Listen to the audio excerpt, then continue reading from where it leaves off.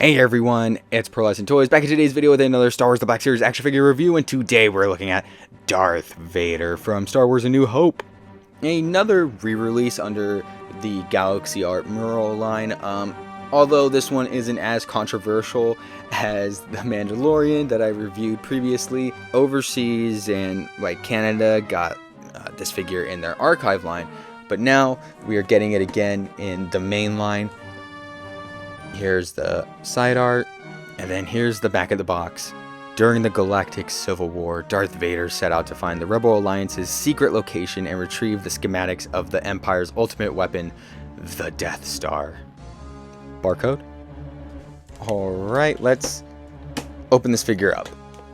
Yeah, this is just a look that I've been needing for my collection for the longest time, because A New Hope, I love the original trilogy so much. It is actually my favorite, you know? I kind of prefer Star Wars Rebels over Clone Wars. Oh my god, please guys, please. Stop. Speaking of Rebels, this is kind of his look from Star Wars Rebels. He has the cloth going over the shoulder pads right there, but yeah, starting off with the legs, and again, the Black Series, this is what they do best. Their sculpts look phenomenal, you know, pulled straight from the screen, just put onto plastic form. Love those legs. Are these the new ones? No, I think they've been reusing the same old legs ever since the original A New Hope came out, or maybe it was the Rogue One, I'm not sure. But yeah, going around, and this actually like is kind of mind-blowing right here. The black on the front of the shin guard right here is a different color than the leather of the boots, which is something that I've never noticed on any of the Darth Vader figures. I don't know if any of the others do this, but that's such a nice attention to detail, you know. Going up, you get those like riveted pads on his legs. His big old PP guard. Let's take a look underneath. Perhaps. Let's zoom in. And yeah, you can see just the buttons right here are just like a tiny bit mismatch. But yeah, continuing on. My cape had like some weird stains on it for some reason, and like a tear too, where if I could find it. Yeah, right there. A little tiny hole. Disappointing. If I ever see this figure again, I might have to like swap it in store. Yeah, here's a look at that cape. Very movie accurate, you know, very dark. And let's take a look at the shoulder pads up here. And yeah, I think these are just like the same pads that they've used for years up until the release of that retro Darth Vader that came out last year for Return of the Jedi. But yeah, it's the same thing, just with the cloth over it. And then right there, I love the silver paint used right there, and the metallic black as well. And then going down, you get more sculpting right here, and the gloves too. Same color as the shin guards down here. Very nice, very shiny. And then here's the back without the cape on. Yeah, he comes with this big old piece right here, and then the belt going all the way around. Then we have the head sculpt, probably the most iconic helmet in cinema history. You can see my fingerprints on there. Let me wipe that off real quick. Let me spit. That's totally me like squeaking noises. That isn't me making that noise. There we go. Looking sharp. Looking spiffy, Vader. Yeah, I really love the shininess, the glossiness of this helmet. Looks just like the movie right here. And of course, like underneath it being silver right there, and that one cheekbone being silver too. Up here, silver. And just oh my god, you can even see like the individual like vent holes down at the bottom and underneath the mask right here. Looking so great. Really wish the eye lenses were red. I really wish that's something. You can see my hand, my reflection in it. Hi. Really wish that was something that they would start doing with Vader figures.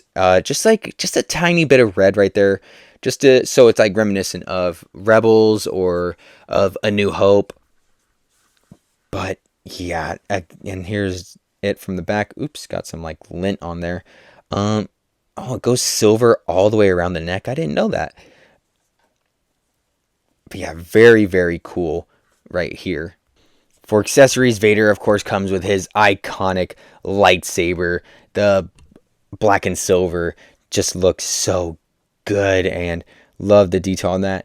And then you have, I'm such a nerd, I'm making the noise.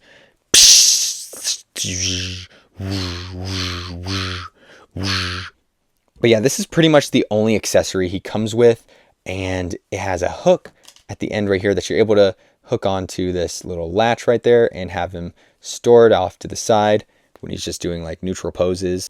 And that's really it. However, he does have his trigger finger hand, which I know is like supposed to be him force choking, but I just can't get the image of him with a blaster out of my head. Yeah, so I found that base of Rebels you were asking for, but I'm not sure a full-on assault would be a good idea. I mean, they have the high ground.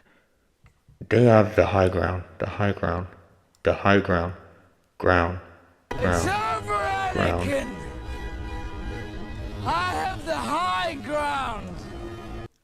Good work, Gary. For this I will promote you. You are now Commander Gary. Whoa, is this really happening? I'm being promoted? Prepare your men, Gary. Let's go fuck shit up. Going over articulation, the head isn't able to move up at all. Okay, it is just a tiny bit. He is able to look down a tiny bit as well, and he has no pivot, but he does have side-to-side movement. His arm is able to move this far up, and he also has rotation at the shoulder, and he has a single-jointed elbow, which bends at a 90-degree angle, and it also has rotation. And he has a standard wrist hinge going up, down, all the way around.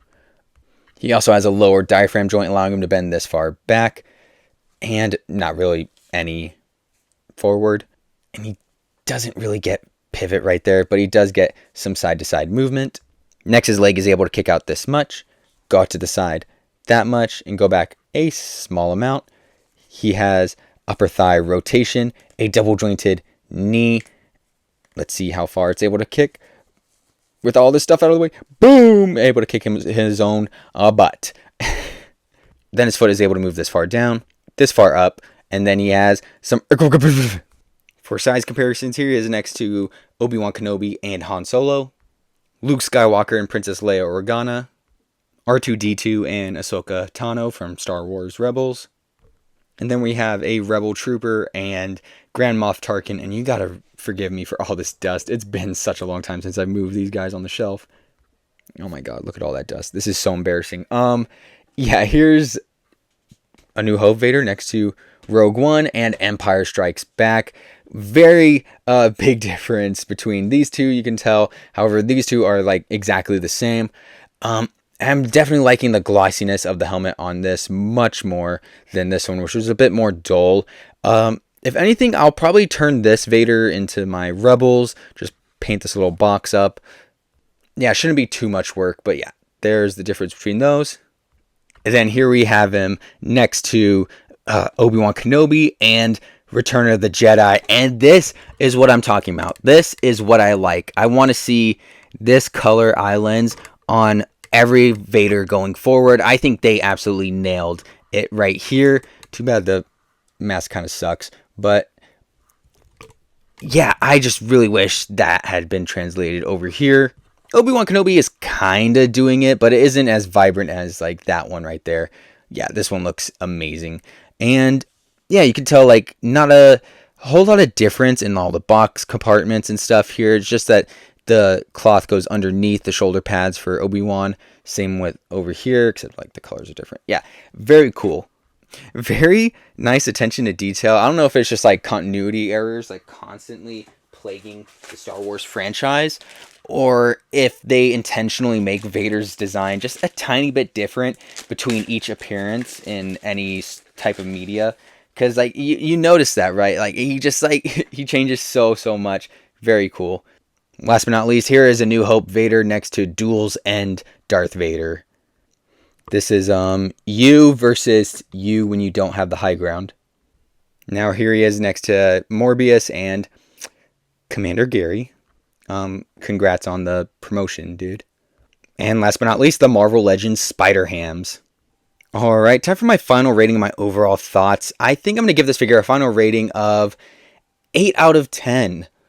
I know it might be a controversial number to rate this figure, given that it is just a straight up re-release of the first A New Hope Darth Vader, just with a tiny bit more gloss in the helmet, just better paint apps overall. Yeah, same exact sculpt, same articulation here, same accessory. But like objectively speaking, if this figure had come out today, I would probably give it an 8 out of 10. And that's why I'm rating it the way it is. You know, it has some decent articulation, a great likeness, screen likeness to like the character, and of course just the sculpt itself is just beautiful. I love it. And again, they actually updated it a bit, you know, giving it more gloss, better paint apps overall. Yeah, just a wonderful, wonderful figure. If you don't already own the Rogue One or A New Hope Vader in your collection, definitely buy it. But yeah, that'll do it for today's video. I hope you enjoyed. Please like, comment, subscribe, share with a friend. Anything you can do that'll support the channel will be great. Who keeps knocking him over? Grogu! But yeah, that'll do it for today's video. I hope you enjoyed. Please like, comment, subscribe, share with a friend. Anything you can do that'll support the channel will be greatly appreciated. And with that, I will see you in the next one.